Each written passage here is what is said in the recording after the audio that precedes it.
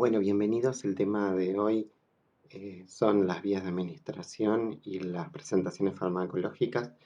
La idea va a ser que puedan observar después de que esté esta clase y que la puedan ver en cualquier momento. Les pedía disculpas por todas las demoras que tuve y por la falta de, eh, no sé, de conocimientos que tenía en cuanto a este sistema en esta plataforma Cisco Web.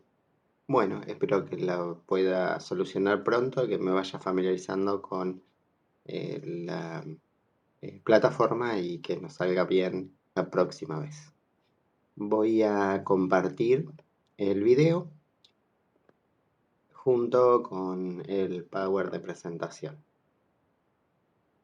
Me parece bien que vayan poniendo preguntas y que las pueda ir respondiendo para que sea un poquito más interactiva esta clase. Nuestra presentación sobre las formas farmacéuticas y las presentaciones, creo que las presentaciones, o sea, cómo se presentan los fármacos en el organismo,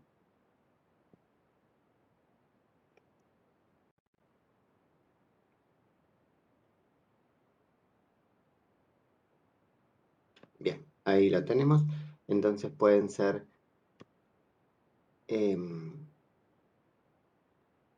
algo de importancia y va a servirnos, aunque nos parezca que no, en todo momento. Por ejemplo, en algunas instituciones siempre se manejan con fármacos a las personas que están hospitalizadas.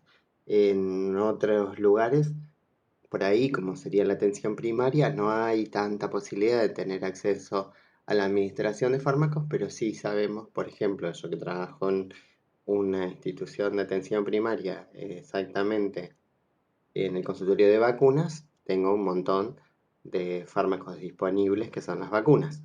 Así que aunque parezca que no las vamos a utilizar, sí lo vamos a utilizar y además nos va a servir para nuestro propio conocimiento. Paso por alto algunas definiciones que habían quedado de la clase anterior para que las vean, las recuerden. Es importante de esto saber que los fármacos siempre son tóxicos, más allá de que sean drogas que se pueden originar en la naturaleza o que sean sintetizados en los laboratorios, ¿sí? Puede que hayan sido eh, utilizadas para otros fines, como pueden ser para los fines lúdicos, ¿no? Recreativos, placenteros, para el fin lúdico. La droga, cuando hablamos de droga en farmacología, estamos diciendo un sinónimo y nos estamos refiriendo también a un principio activo, a un medicamento o a un fármaco. ¿Sí? Esa sustancia que hace que se modifique el comportamiento en el sistema o en el órgano de la persona a la que se estamos administrando. La clasificación y todo esto va a tener muchísimas cosas para poder observar, para poder ver en el momento. Lo que sí tendríamos que acostumbrarnos a saber y a denominar a los fármacos por su grupo farmacológico, por su nombre farmacológico siempre, y no tendríamos ningún inconveniente si todos nos habituamos y manejamos los fármacos desde ese punto de vista y con esa nominación.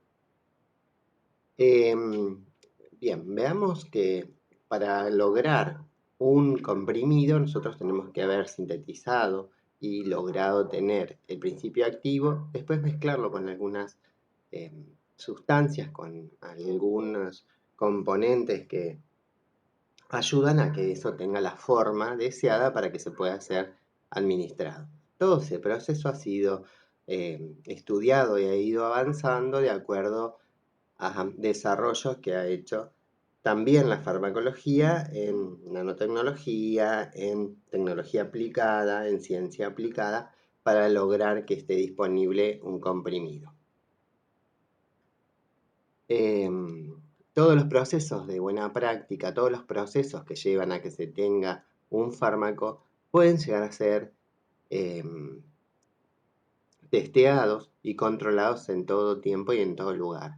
Nosotros lo que observamos en nuestro país, que a pesar de que hay un organismo de contralor, Esos controles no son tan estrictos como puede ser cuando encontramos los fármacos en algunas partes del mundo, y que garantizan que estén disponibles de la misma manera sin importar, para todos, sin importar quién lo produce, cómo lo produce y bajo qué condición de fabricación está.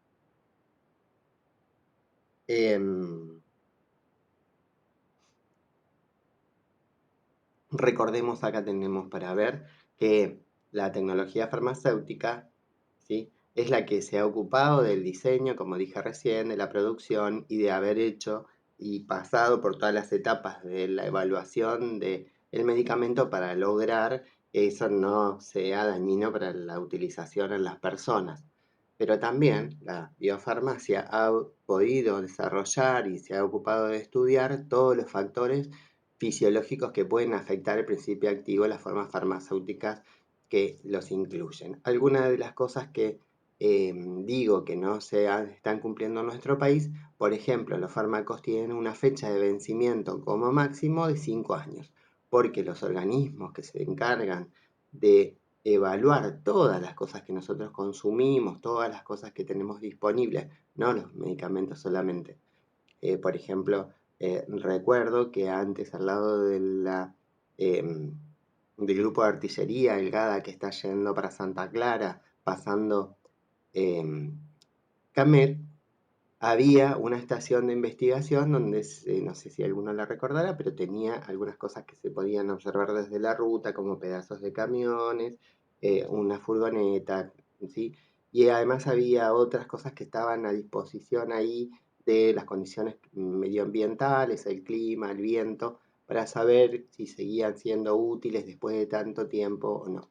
En nuestro país eso se hace de manera un poco limitada, ya no existe más esa estación, se hace de manera un poco limitada y son las que nos dicen hasta cuándo tiene utilidad o es la vida útil de un producto. En este caso a nosotros nos interesa los fármacos, los medicamentos. Como no se siguieron investigando y se determinó en 5 años que todavía tenía vida útil, generalmente los fármacos tienen una utilización o una vida de utilización como máximo de 5 años, aunque algunos pueden llegar a tenerla durante mucho más tiempo y algunos un poco menos en ese caso. Generalmente está especificada. La mayoría de los fármacos tienen una fecha de vencimiento estandarizada que ronda los 2 años. Pero no significa siempre que pasados los 2 años ese fármaco ya no funciona más, sino que se ha estudiado hasta los 2 años.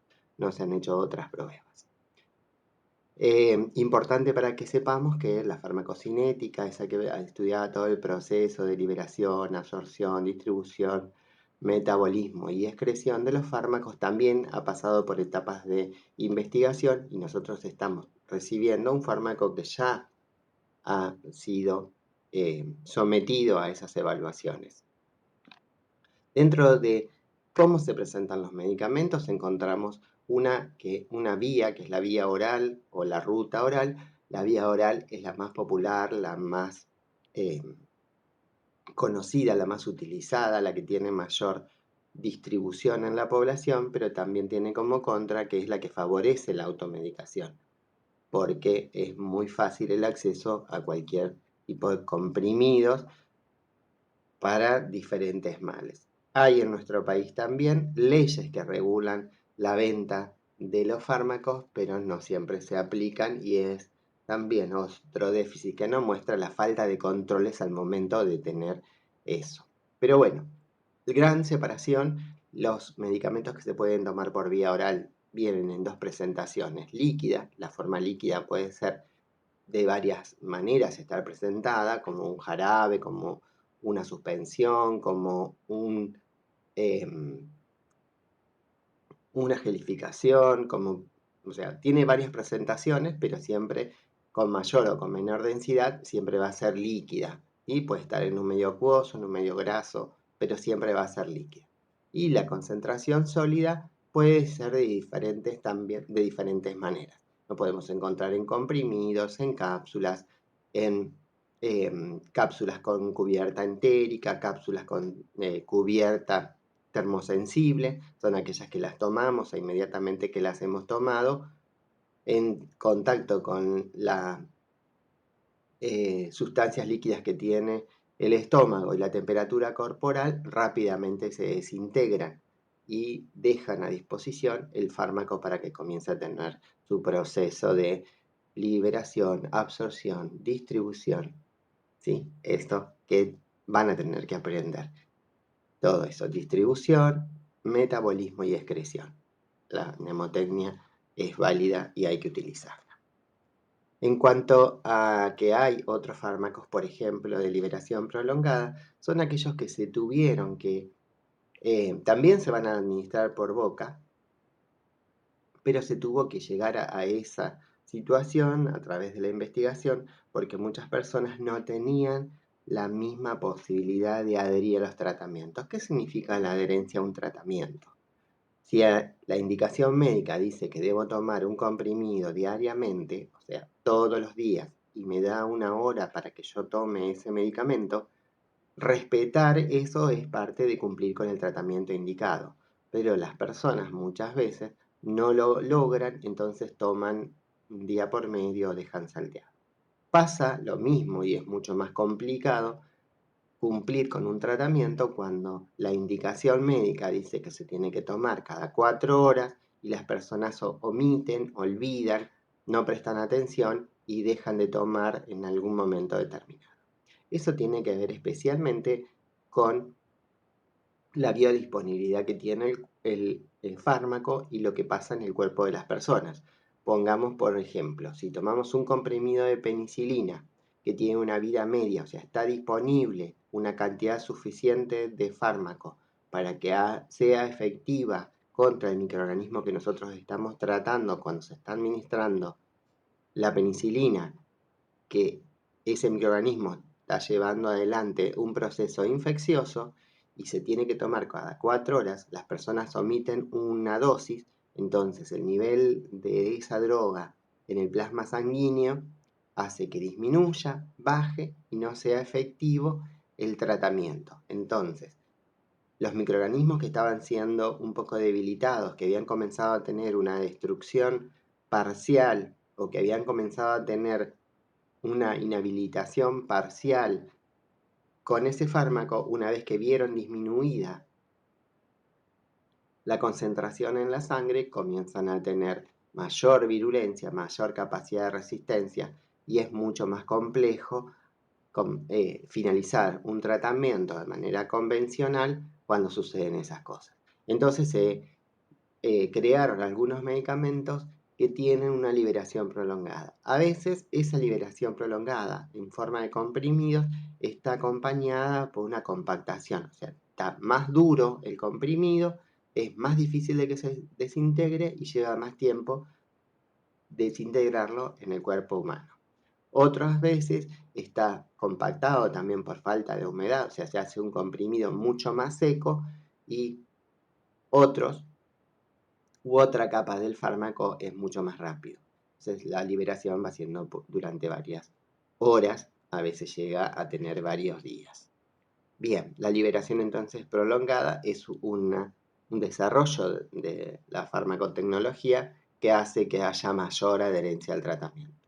Me gusta comentar esto. Nosotros cuando hablamos de adherencia al tratamiento muchas veces eh, tratamos de que las personas tomen la rutina con conciencia y la lleven a cabo, la implementen con ese fármaco que se les fue indicado. Pero también es cierto que muchísimas veces eh, la farmacología en general minimiza la situación de las personas y no da la posibilidad de que pueda decidir por sí en su autocuidado. Un ejemplo de ello son las pastillas anticonceptivas femeninas, que sabiendo que están para el ciclo fértil, la administración, se toman durante 21 días y viene en el blister junto con el fármaco 7 comprimidos que acompañan el proceso solamente de ingerir un comprimido. Eso muchas veces no está informado a las personas y, como dije recién, se menosprecia o se cree que no van a ser capaces. Bien, creo que esa es una postura patriarcal de creer que las mujeres son medias tontas y que o que no tienen la capacidad de crear el hábito y se toman también los 7 comprimidos que acompañan sabiendo que no tienen nada. Muchas veces ya se sabe que son placebos, ¿sí? No es necesario.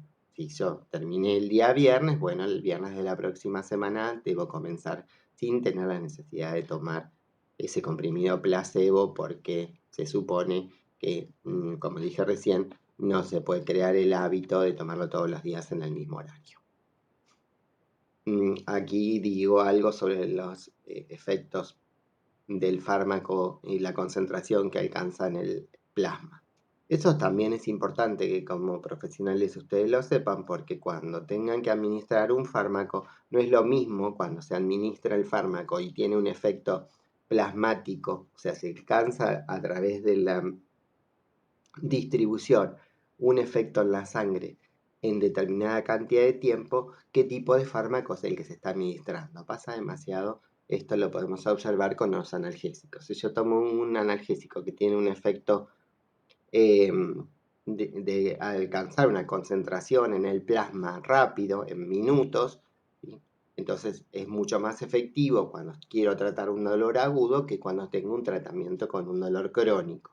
Tengo que dar uno que sea un fármaco que alcance una concentración plasmática rápidamente para tratar el dolor agudo. Y otro que tenga una concentración que sea sostenida en el tiempo, ¿sí?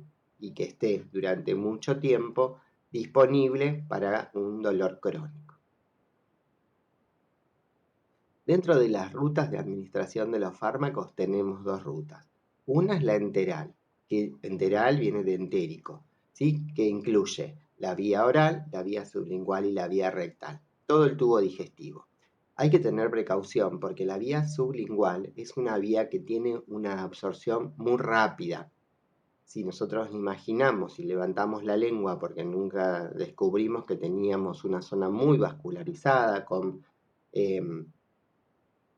vasos de todos los calibres en la submucosa de la lengua, bueno, si levantamos y observamos la lengua vamos a ver que tenemos vasos gruesos, medianos y también muy pequeños y capilares. Eso hace que los fármacos que están biodisponibles, porque tienen la posibilidad de ser liposolubles, o sea que pasan a través de la mucosa en la boca, se puedan administrar teniendo presente esa condición de la vía.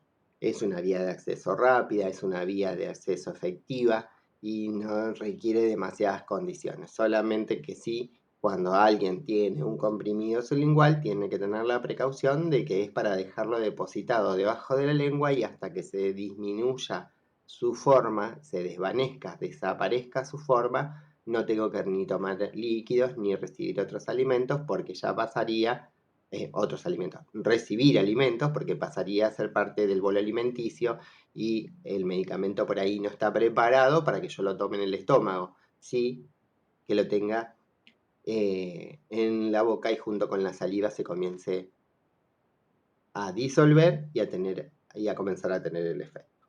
No es lo mismo tomar un comprimido sublingual que ponérselo debajo de la lengua. El comprimido sublingual es para ponerlo debajo de la lengua. Después la vía oral es una vía que admite un montón de fármacos, una vía que ya les dije recién, era popular, muy utilizada, pero tenemos que tener la precaución y la salvedad de que favorece la automedicación. Y la vía rectal, estamos hablando de la vía rectal como una vía de administración de medicamentos. Sí puede ser que encontremos algunos fármacos disponibles para la vía rectal en presentaciones que son similares o son una forma de presentación, el enema, pero es diferente de un enema cuando se hace con fines evacuatorios, con fines de eliminar la materia fecal que está presente en la última parte del tubo digestivo, ¿sí? En la ampolla rectal. Es diferente a hacer una administración de un fármaco especial por ejemplo, cuando nosotros queremos desintoxicar un cuerpo o disminuir electrolitos o disminuir elementos de depósito, de desecho que hay, por ejemplo, en algunas personas que tienen una dificultad o que están entrando en una insuficiencia renal aguda, o cuando hay intoxicaciones. Generalmente en los bebés se utilizan enemas a retener para disminuir eh, el fármaco que ha producido la intoxicación, ¿sí? Bien, sigo entonces. La vía parenteral es la vía que por denominación dice que rompe las barreras de la piel para poder ingresar, pero, por la definición, pero no es así tal como yo la describo acá. Primero, porque para romper la barrera de la piel yo necesito un elemento punzante.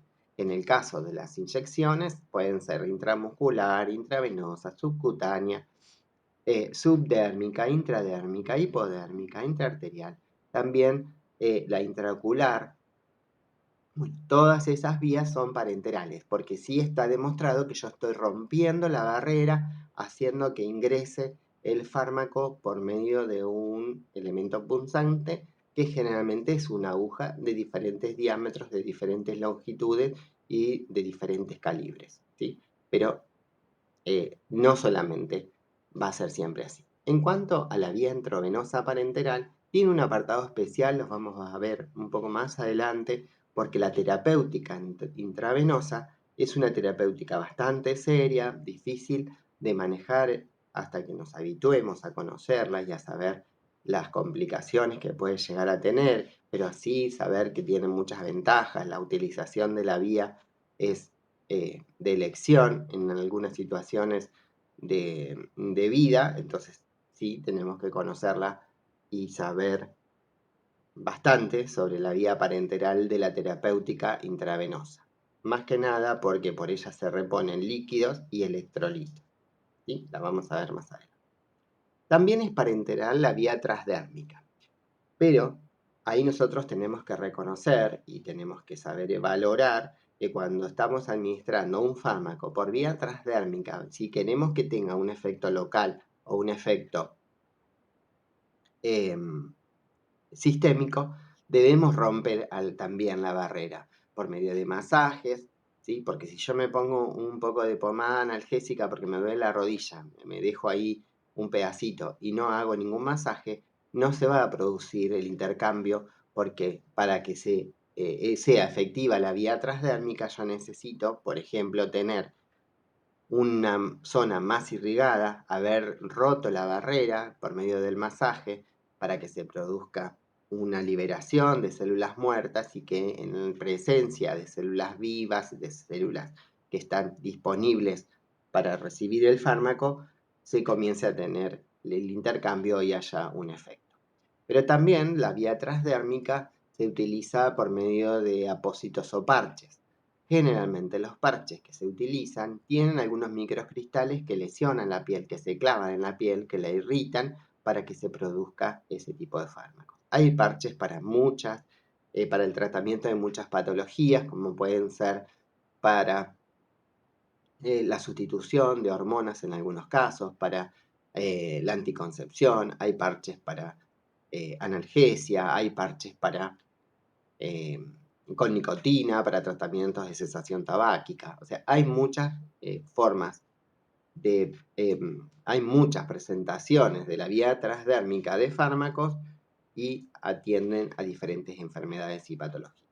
La vía inhalatoria es una vía muy rápida, por eso se denomina también parenteral. Todas estas vías son bastante rápidas de acción. La vía inhalatoria es muy rápida, tal es así que si nosotros pensamos, por ejemplo, en, en los gases que se utilizan en anestesia, es una vía de efecto inmediato. ¿Y por qué? Porque rápidamente el gas llega a estar en contacto con la unidad funcional del sistema respiratorio, que es el alvéolo, que está irrigado, que tiene la sangre, y una vez que estuvo ahí ya comenzó a tener efecto, ¿sí? Ya se produjo el contacto y tuvo el efecto. Pero también tenemos otras vías que son consideradas parenterales, como puede ser el oído óptico, dentro del ojo, que es óptico, dentro del ojo no, en la mucosa depositada en la mucosa del ojo, la vía vaginal, la vía nasal, ¿sí? Y para la vía nasal puede ser que encontremos tanto líquidos como sólidos. Es bastante común hablar de la presencia de vía nasal y que solamente estamos presurizando, o sea, a través de un aerosol el fármaco está disponible y lo estamos ingresando a la vía nasal. Pero no siempre es así. Piensen, por ejemplo, en el caso de algunos medicamentos que se utilizan para el tratamiento de patologías respiratorias que se administran a través de la nariz y que son sólidos, son polvos, tal vez que son mucho más pequeños, son micro partículas de polvo y lábiles, volátiles, y nosotros las aspiramos para tener el efecto. Un ejemplo sería también la cocaína, que se aspira y se tiene un efecto sistémico. Puede llegar a tener un efecto local, por supuesto, de destrucción de la mucosa, de laceración, ¿sí? En la actualidad, la utilización del paco aspirado, ¿no? Del paco fumado, ¿sí? Un depósito, una degradación de la droga como descarte, se toma por vía nasal junto con vidrio molido para ayudar a que se lastime y que ingresen macropartículas y que tenga el efecto que se espera tener cuando se están recibiendo dosis de esa droga, que no sé si podríamos decirlo, pero se utilizan con fines lúdicos o recreativos.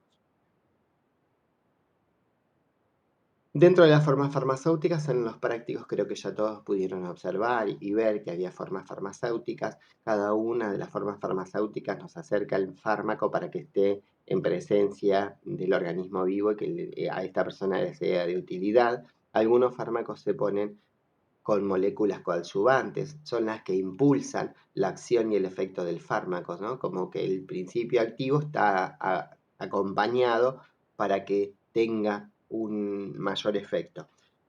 Es de actualidad en este momento que la vacuna antigripal tiene 3 presentaciones, siempre es el mismo componente, pero tiene 3 presentaciones. En el caso de los niños lactantes que tienen desde los 6 meses a los 2 años 11 meses y 29 días, o sea, un día antes de cumplir 3, la dosis es de 0,25, con los mismos componentes de vacuna antigripal. En las personas que tienen desde los 3 años a los 64 años, con 11 meses y 29 días, o sea, un día antes de cumplir los 65, tienen una dosificación un poco más elevada del 0,5 mililitros de componentes activos. Y en las personas mayores de 65 años hasta la idea, cantidad de años que quieran ponerles, pero hasta la eternidad, si encontrásemos un humano que viviera eternamente, esa misma vacuna tiene un coadyuvante, tiene un principio activo que considera que las personas mayores de 65 años tienen algún déficit en fortalecer su organismo y es necesario que se estimule la producción de anticuerpos por ese mismo déficit que está dado por la edad. ¿Está claro? Entonces, el principio activo a veces tiene un adyuvante para favorecer la acción y el efecto del fármaco que se está dando.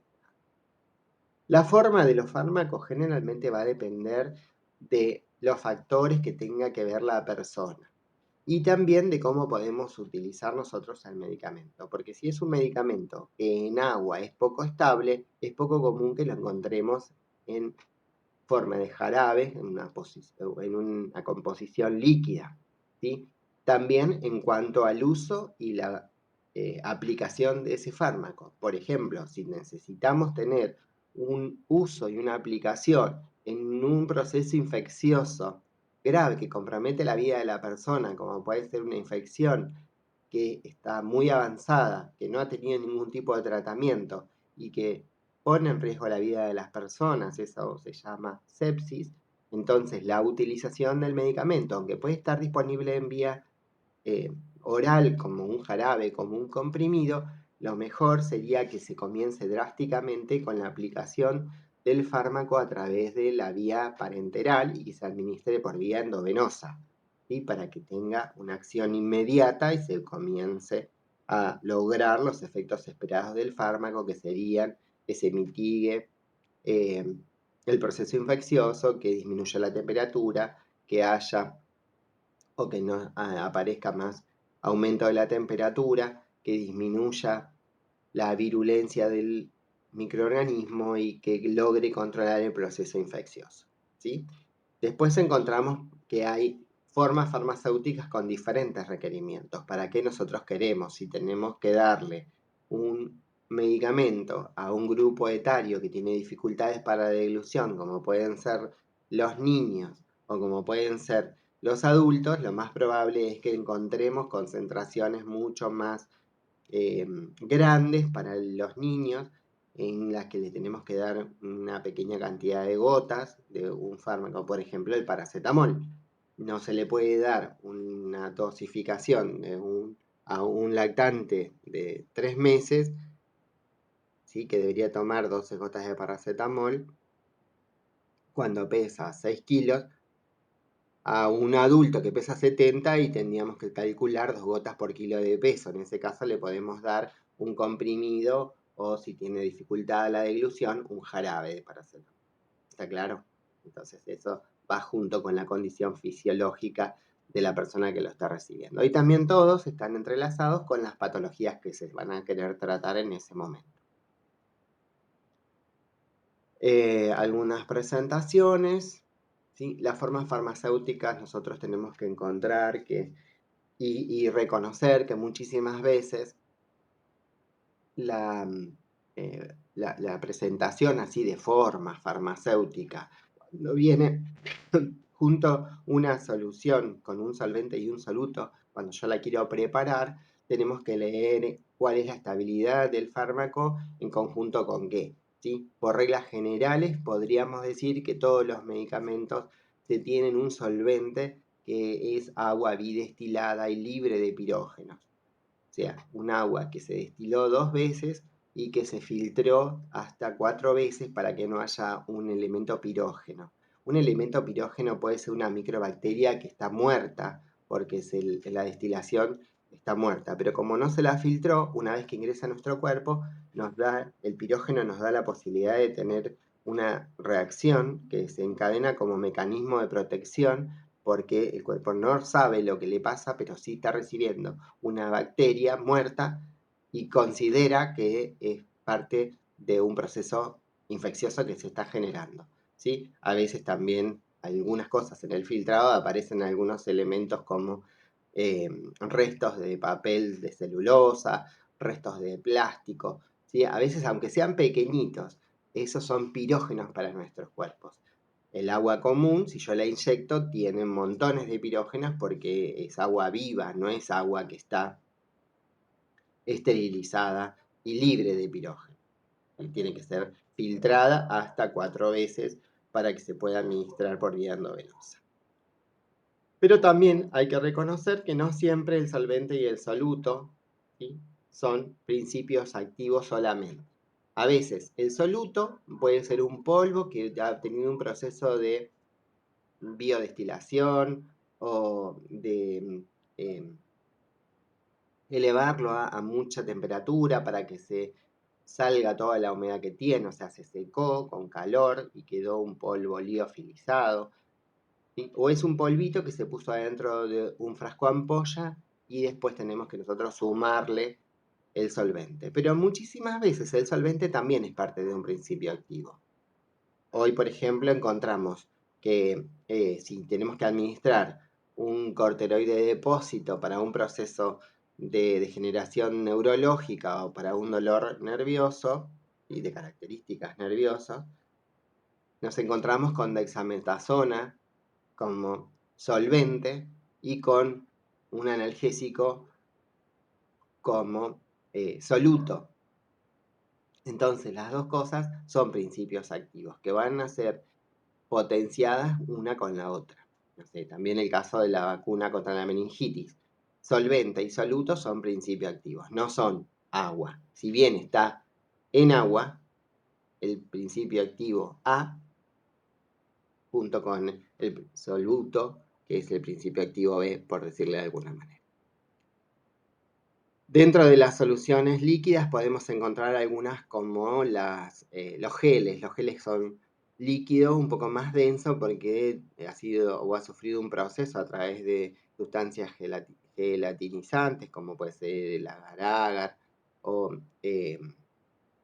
la gelatina en sí, bueno, que hace que sea una solución acuosa, pero que tenga consistencia y que tenga forma. Recuerden que el agua no tiene forma, tiene la forma del recipiente que la contiene, pero si no, no tiene forma. Elixir, otro tipo de formas farmacéuticas que son relacionados con los jarabes, tienen la particularidad de no ser tan densos como los jarabes. Otras son soluciones para irrigación. Dentro de las soluciones para irrigación podemos encontrar algunas soluciones que son para un efecto local y otras para un efecto sistémico. Generalmente las encontramos en presentaciones para curación de heridas o lesiones, para limpiezas y desinfecciones de algunas cavidades o algunas sustancias, como pueden ser la cavidad vulvovaginal, como puede ser también como puede ser en el recto y en el ano, algunas soluciones de irrigación que tienen desinfectantes. Bien, son varias, ¿no? Pero una de las, por ahí una solución antibiótica que se utiliza en los ojos. Bien, después las gotas son pequeñas cantidades de líquidos que tienen una suspensión con el fármaco sólido y a partir de ahí es que nosotros encontramos la utilización tanto para la nariz o para los oídos. Después hay ampollas, enemas, duchas, jarabes, todas esas creo que las vamos a ir conociendo y en el práctico ustedes vieron mayor cantidad. Yo creo que hasta acá es lo que es necesario ahora que vean y en la próxima clase por ahí podríamos retomar el resto y poder seguir. Voy a mirar unas diapositivas más, ¿sí? Bien, en cuanto a las tabletas, por ejemplo, encontramos algún comprimido que tenga que ver con ranuras, con marcas, que hacen que sea un fármaco disponible y que yo lo pueda fraccionar. Si no tiene ninguna marca, no me está garantizando de que sea un fármaco que yo lo puedo morder, romper o estrujar o pasar por un mortero. No lo puedo cortar cuando no tiene una, cuando no tiene una ranura que me indica la posibilidad de que yo lo puedo romper a la mitad, partir. Y a veces las ranuras son dobles, o sea, puede ser que tenga una sola ranura, como es el caso de esta diapositiva que está sobre el comprimido que dice chill, tiene una sola ranura. A veces tiene otra, como si fuera que yo voy a cortar una torta o un círculo en cuatro, y voy a tener 4 cuartos iguales, entonces me va a garantizar que sean 2 ranuras. Pero a veces también trae 3 ranuras, a veces trae 4 ranuras, dependiendo la dosificación. Bien. De las cápsulas es importante que conozcamos que cuando nosotros hablemos de medicamentos que están adentro de la cápsula, puede ser, si la cápsula está cerrada, o sea, es una gelatina que tiene una forma, por ejemplo, el caso de Voltaren o del Ibuprofen, cualquiera de ellas son cápsulas que están cerradas. Bajo ningún concepto yo debería abrir esa cápsula y tomarme el contenido. No es correcto, ni siquiera se permite que nosotros le hagamos un agujerito en la punta o en uno de los lugares de la cápsula para poder tomarlo. No es correcto que hagamos eso. Entonces, una cápsula cuando está cerrada debe permanecer cerrada durante mucho tiempo. Las cápsulas favorecen la deglución porque son mucho más resbaladizas una vez que están mojadas con una mínima cantidad de líquido, se favorece la deglución. Con poco líquido muchas veces quedan pegadas en alguna de las cavidades de la orofaringe y es más difícil de que pase. Cuando las cápsulas tienen dos componentes, por ejemplo en el dibujo este, que observamos la parte externa azul y la otra transparente, hay algo adentro que lo está conteniendo. Son de gelatinas que en presencia de la temperatura corporal y algunos líquidos y también la suma de ácidos se desintegran rápidamente y liberan el contenido que tenía. Muchas de ellas son porque componen varios fármacos que no se pueden mezclar, ¿sí? para que mantengan su composición química, su acción y su efecto, si yo los mezclo con otros, por ahí son incompatibles, pero si los tomo juntos no pasa nada. Entonces vienen como una presentación. Y a veces también, por ejemplo, se me ocurriría decir que las pelotitas blancas se desintegran rápidamente porque son de una sustancia que se desintegra en presencia del agua, y las pelotitas rojas duran más tiempo y hay que movilizarlas adentro del estómago para que tengan un efecto un poco más tardío. ¿Sí? Una vez que se comenzó la degradación de la capa que la protege, se libera el fármaco, entonces tiene una acción un poco más retardada. Bien, ahí también hay un supositorio que pueden ser de gelatinas y también pueden ser de aceites o de grasas concentradas, bueno, dependiendo de la utilidad que se le tenga que dar y del fármaco que lo tenga que contener, supositorios y óvulos pueden tener diferentes presentaciones. En esas dos más que nada, ¿sí? Aunque también podrían ser que sea necesario para la vía enteral rectal comprimidos que se introducen y se depositan en el recto. Bien, yo comparto hasta aquí y bueno, y subo esta parte de la clase.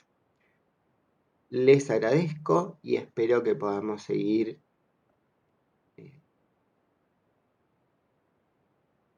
viendo.